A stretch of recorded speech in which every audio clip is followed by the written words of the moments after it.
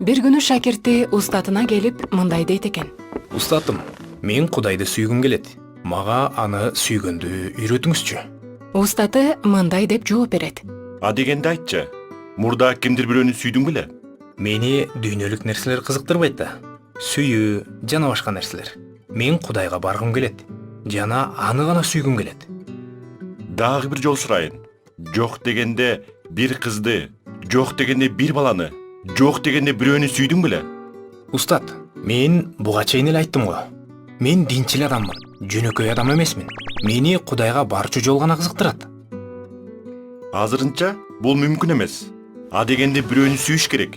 Бул сенин Кудайга бара турган жолуңдагы биринчи кадамың болот. Чокуу жөнүндө сурайсың.